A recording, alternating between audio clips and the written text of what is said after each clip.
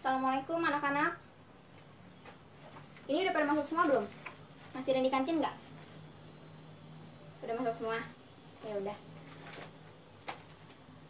Yang masih makan dihabisin dulu ya makanannya, atau nggak disimpan nanti dilanjutin. Sama ibu minta tolong bersihin dulu kelasnya.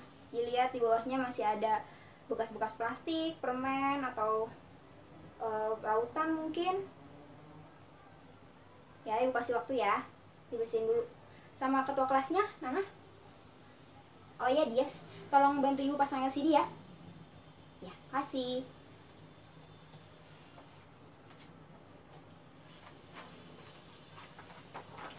Sambil nunggu Dias pasang LCD, sekretarisnya hari ini ada yang nggak masuk gak?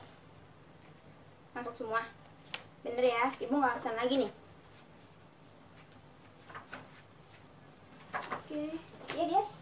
Ah udah, ya, makasih ya.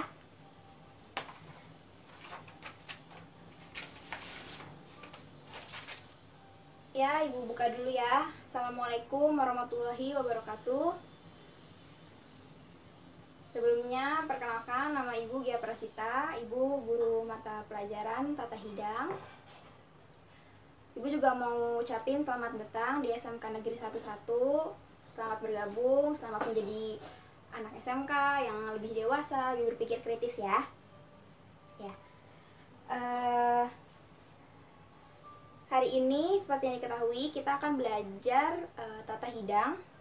Salah satu materi tata hidang itu adalah menu.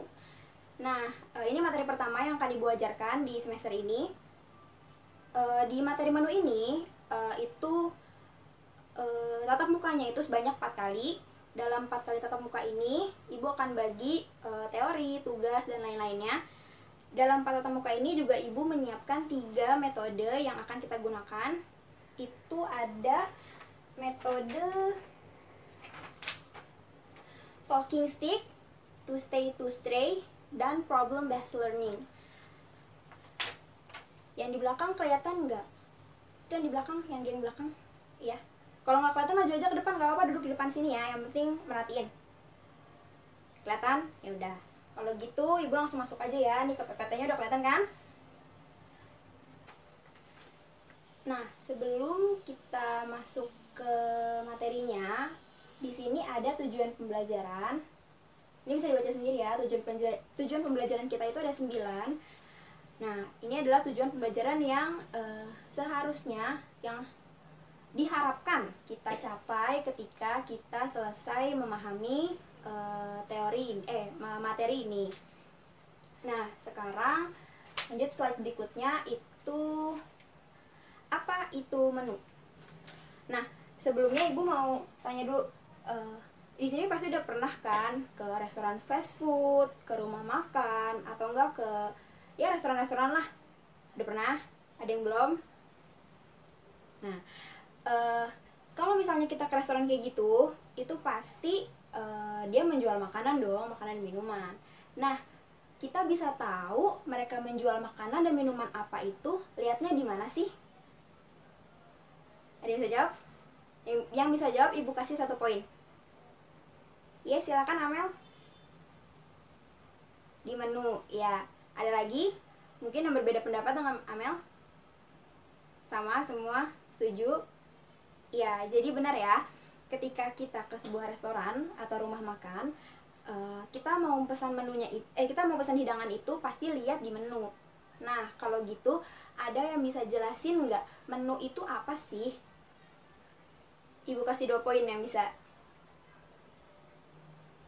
Iya, Andi silakan. Ya, menu adalah tempat untuk menuliskan nama-nama hidangan. Boleh. Ada lagi? Kok pada diem, ngantuk ya? Ya udah, lanjut aja ya ke slide berikutnya. Nah, di slide berikutnya ini ada penjelasan dari menu. Jadi menu itu diambil dari bahasa Prancis, le menu, yang artinya daftar makanan yang disajikan kepada tamu di ruang makan. Untuk di UK atau Inggris itu biasanya namanya bill of fare. Artinya adalah daftar makanan yang tercantum dan diinformasikan lewat media kertas, papan, atau kain di dinding tempat daftar tersebut ditulis. Ada yang mau menyimpulkan nggak? Jadi menu itu apa? Ada nih di meja. Ya udah, ibu yang simpulkan ya. Jadi menu adalah daftar makanan yang disajikan kepada tamu yang tercantum dan diinformasikan lewat media kertas, papan, atau kain di tempat daftar tersebut ditempelkan. Nah, selanjutnya kita masuk ke sejarah dari menu.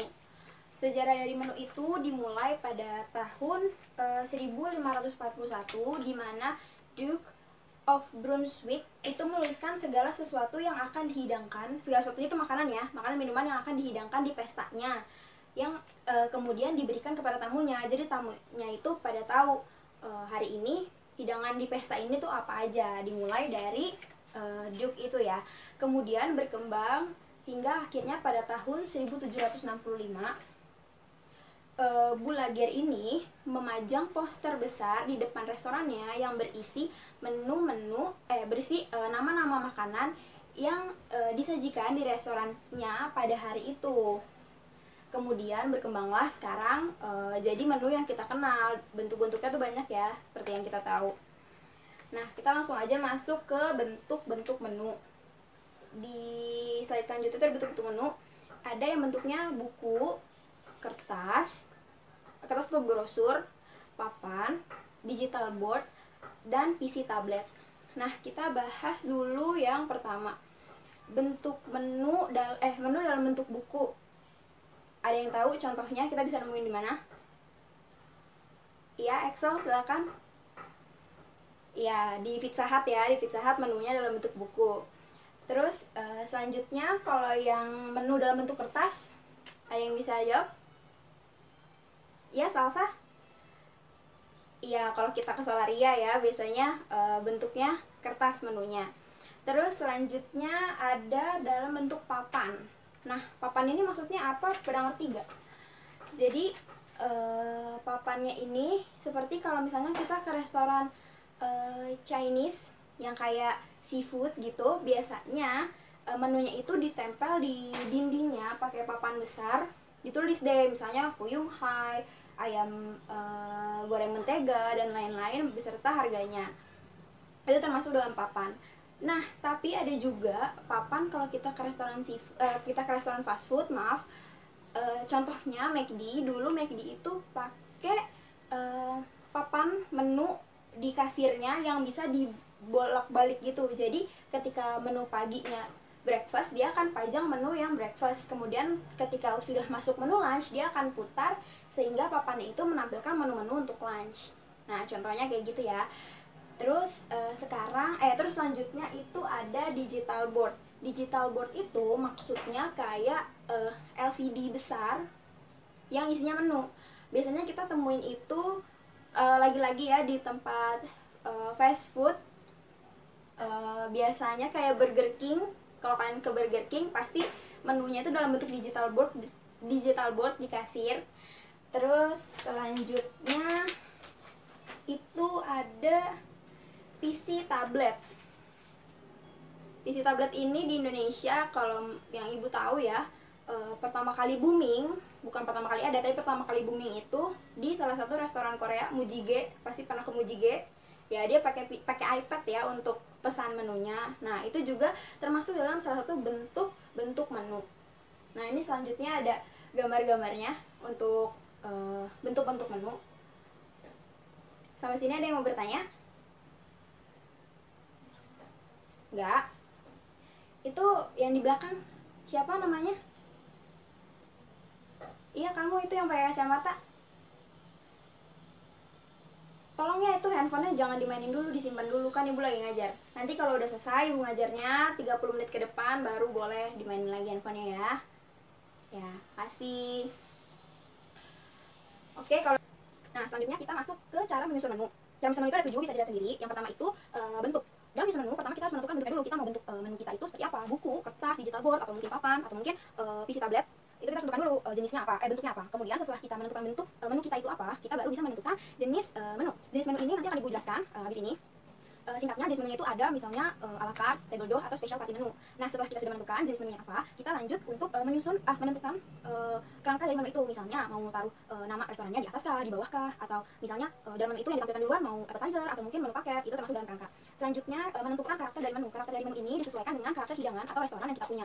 Misalnya restoran kita restoran Jepang, maka kita harus memasukkan karakter Jepang, karakter negara Jepang ke dalam menu kita agar menarik. Misalnya bisa ditambahkan bunga sakura atau ochakap sebagai gambar-gambar pemanisnya. Terus setelah menentukan karakter, kita menentukan komposisi. Komposisi dari menu ini adalah perbandingan antara tulisan dan gambar. Misalnya komposisinya adalah 50 banding 50, 50 tulisan dan 50 gambar. Contohnya misalnya ada gambarnya, kemudian di sini ada keterangannya, ini gambar menunya apa dengan harganya dan keterangannya. Atau juga misalnya 70 30, tulisannya 70. Jadi misalnya salad, terus buahnya banyak, Caesar salad, potato salad dan lain-lain. Kemudian di sebelah kanannya disajikan 1 atau 2 gambar saja. Itu bisa dibilang perbandingan 70 banding 30. Terus selanjutnya ada desain. Setelah kita menentukan bentuk dan lain-lain serta karakter, barulah kita tuangkan semua itu di dalam satu desain prajadi ya. Desainnya ini disesuaikan lagi letak-letaknya berdasarkan kerangka, juga berdasarkan tema dan lain-lain. Nah, baru setelah itu masuk ke penulisan. Penulisan ini bisa berupa font, misalnya fontnya untuk nama makanannya di bold, terus keterangannya di bawah kecil aja tulisannya, yang penting bisa baca. Atau misalnya fontnya mau yang digaya-gayain, misalnya namanya hidangan hidangan Jepang, terus pakai tulisan Jepang, pakai katakana atau hiragana, di bawahnya baru keterangan dalam bahasa Inggris atau bahasa Indonesia. Itu seperti itu. Nah, tadi itu merupakan cara menyusun menu. Ada yang bertanya? Iya, Elsa, silakan. Baik, Elsa bertanya, kalau kita susun menu tanpa mengikuti cara itu, salah atau enggak, Bu? Ada yang bisa jawab nggak, salah atau enggak? Iya, Magenta? Salah, menurut Magenta salah katanya. Ada yang nggak sependapat dengan Magenta? Iya, Tasya? Menurut Tasya benar katanya. Jadi salah benar. Nah, kalau menurut Ibu ya, tanpa mengikuti ketujuh cara ini pun kita bisa membuat menu yang penting bisa terbaca dan dimengerti oleh konsumen. Misalnya Ibu punya warung bakso aci, terus Ibu tulis di menunya cuma di selembar kertas aja kayak gini, paket 1 goci, isinya misalnya apa-apa-apa, terus paket 2 nanti isinya apa-apa-apa. Walaupun memang gak menarik, tapi tetap saja menu ini berisi informasi makanan dan paket-paket yang bisa menyesuaikan, yang bisa membantu konsumen dalam memilih makanannya. Jadi dibilang salah pun enggak, dibilang benar pun enggak, sebaiknya memang harus mengikuti 7 step ini agar lebih jelas dan menarik. Tapi kalau tidak mengikuti step ini, yang penting bisa terbaca dan jelas gitu. Udah paham? Udah, kita lanjut ya ke selanjutnya, fungsi dari menu. Nah, fungsi dari menu ini itu dibagi jadi 2, promosi dan komunikasi. Untuk promosi sendiri ini bermaksud seperti misalnya brosur. Ibu punya restoran baru nih, restoran Sunda misalnya, terus Ibu bikin brosur yang isinya menu-menu, kemudian Ibu bagikan ke warga-warga sekitar. Nah, brosur tadi termasuk dalam menu karena berisi daftar-daftar makanan yang Ibu jual, tapi juga sebagai alat promosi Ibu ketika Ibu sampaikan ke orang-orang di luar. Jadi orang-orang di luar itu tidak perlu datang ke restoran Ibu, tapi ia tahu menu-menu yang Ibu jual di restoran Ibu itu apa gitu. Terus untuk yang komunikasi ini selanjutnya dibagi menjadi 4 ya. Komunikasi di dapur itu contohnya seperti misalnya menunya ada steak nih, otomatis pihak dapur, chef dan cook itu harus menyediakan bahan pembuat steak dong, daging, kentang, wortel dan lain-lain. Itu merupakan bentuk menu sebagai komunikasi untuk pihak dapur. Terus selanjutnya untuk waiters atau yang di dalam restorannya, itu menu sebagai komunikasi untuk menentukan table setup saja yang wajib dikuasai oleh waiters dan wajib dipunyai oleh si restoran tersebut. Kemudian untuk bagian steward itu agar steward ini mengetahui jenis alat makan dan peralatan makan apa saja yang dibutuhkan di restoran tersebut. Selanjutnya yang terakhir itu untuk tamu, untuk media komunikasi dan membantu tamu untuk memilih makanan yang sesuai dengan selera dan budgetnya. Tuh. Di fungsi menu ada yang ditanyakan? Ini dicatat ya, jangan cuma dengerin doang, soalnya di sini Ibu mau kasih tes akhir pakai metode yang tadi udah Ibu sebutkan ya. Oke, lanjut. Selanjutnya adalah jenis menu. Di jenis menu ini ada 2 ya, berdasarkan penawaran dan berdasarkan waktu. Untuk hari ini Ibu akan jelaskan sampai berdasarkan penawaran saja. Untuk berdasarkan jenis menu berdasarkan waktu itu kita buat materi minggu depan. Nah, di penawaran ini yang tadi udah jelaskan itu ada a la carte, ada table d'eau, dan juga ada special party menu. Nah, sebenarnya ini juga udah kalian sebenarnya ini udah sering kalian temui ya untuk yang a la carte. Kalian kalau misalnya pergi ke restoran manapun biasanya mereka menyediakan menu a la carte ini sering kita temui sehari-hari ya. Misalnya kalian kalau pergi ke rumah makan terus di situ misalnya ada nasi goreng 25.000, nasi goreng bakso 29.000. Nah, jadi kalau ada makanan satu porsi dengan harganya langsung per porsi itu dinamakan dengan menu a la carte, atau penjelasannya segala jenis hidangan mulai dari appetizer hingga dessert yang dijual dengan harga satuan per satu porsi gitu. Ya, ini sering banget yang ketemuin jenis yang kayak gini. Nah, selanjutnya itu ada table d'eau. Table d'eau ini menu yang berisikan urutan makan mulai dari 3, 5 sampai 13 rangkaian makan. Table d'eau ini biasanya ditemukan di fine dining ya. Dia dijualnya per paket, jadi langsung pakai table d'eau. Misalnya paket A yang ini dengan 13 rangkaian makanan, isinya apa aja mulai dari cold appetizer sampai dengan dessert. Terus ini semua penjelasannya di buku paket kalian bisa buka, terus kalian pelajari di situ jelas keterangannya semua dengan contoh-contohnya itu ada di buku paketnya dibuka ya, jangan cuma dibawa-bawa doang tiap hari tapi nggak dibuka. Terus yang terakhir itu ada special party menu. Special party menu ini biasanya dikenal juga dengan banquet, yaitu menu yang sebelum dibuat terdapat kesepakatan antara konsumen dan pihak restoran atau hotel. Ada orang yang ingin merayakan kenaikan pangkatnya, itu biasanya menggunakan special party menu ini. Dia biasanya food test dulu untuk menu apa aja yang nanti akan disajikan di acaranya.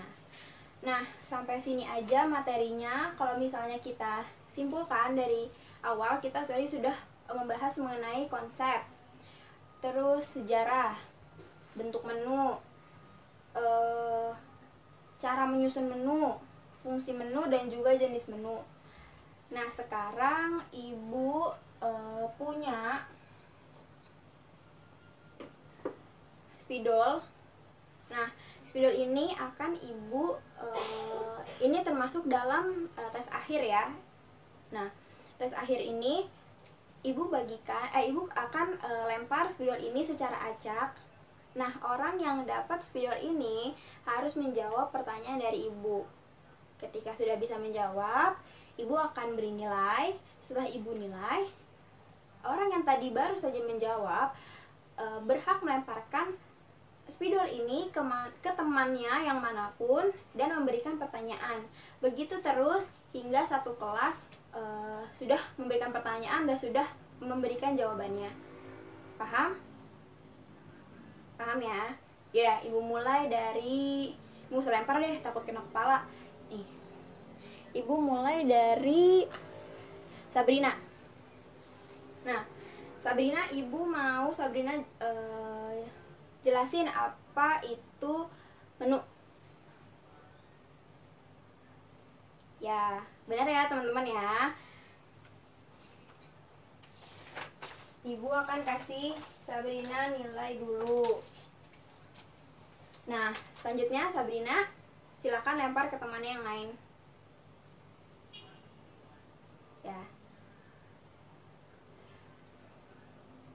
Dah ya. Andi jadi orang terakhir ya di kelas ini yang sudah menjawab.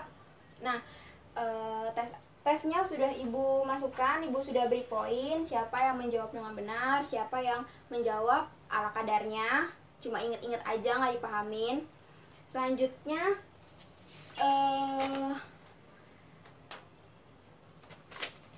Ibu mau kasih tugas rumah dulu deh.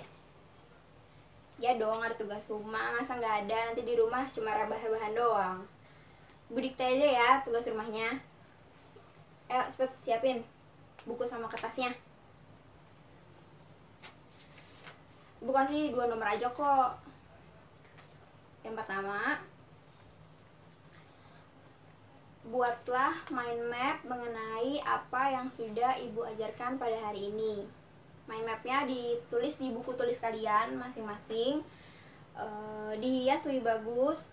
Mind mapnya itu dibuat semudah mungkin yang bisa kalian pahami kembali. Jadi ketika kalian lihat mind map itu, kalian langsung, oh ini maksudnya ini, maksudnya ini. Nggak harus yang ribet-ribet, yang bagus-bagus tapi kalian sendiri nggak ngerti. Yang penting mind mapnya bisa kalian mengerti, karena itu untuk kalian ingat-ingat lagi buat kalian belajar nanti ketika mau UTS. Itu nomor 1. Nah, yang nomor 2, Ibu mau kalian cari jenis menu berdasarkan waktu. Itu merupakan topik kita minggu depan ya. Jadi sebelum Ibu jelaskan, kalian sudah harus punya basicnya atau dasarnya dari materi yang akan kita bahas minggu depan. Ya udah gitu ya. Udah? Ada yang bertanya? Gak ada? Oke, kalau gitu Ibu simpulkan saja pertemuan hari ini. Hari ini kita telah membahas mengenai konsep sejarah, bentuk, cara menyusun, fungsi dan jenis daripada menu. Menu sendiri berasal dari bahasa Prancis, yaitu le menu, yang berarti daftar makanan disajikan kepada tamu di ruang makan. Menu ini pertama kali dilakukan oleh Duke of Brunswick pada tahun 1541 ketika ia menuliskan daftar hidangan makanannya yang kemudian dibagikan ke tamu, sehingga tamu tahu apa saja makanan yang akan ia makan pada malam itu. Selanjutnya berkembang hingga akhirnya menu itu terdapat beberapa bentuk. Salah satunya diantaranya adalah bentuknya buku, kertas atau brosur, papan, digital board, hingga PC tablet yang sekarang sedang booming. Selanjutnya cara menyusun menu itu dimulai dari menentukan bentuk, jenis, karakter, kerangka, komposisi, desain, hingga penulisan. Menu sendiri memiliki 2 fungsi, yaitu promosi dan komunikasi. Menu juga memiliki 2 jenis, berdasarkan penawaran dan berdasarkan waktu. Nah, itu dia ringkasan dari materi yang dijelaskan pada hari ini. Semoga semuanya bisa bertemu lagi bersama Ibu di minggu depan dalam kondisi sehat, semuanya masuk lagi, kita bisa belajar mengenai jenis berdasarkan waktu. Sekarang itu aja sih, lagian udah jam 3 ya, udah waktunya kalian pulang. Kalian boleh beres-beres dulu sambil nunggu bel pulang berbunyi. Ibu sudahi pertemuan hari ini. Kurang lebihnya mohon maaf. Wassalamualaikum warahmatullahi wabarakatuh.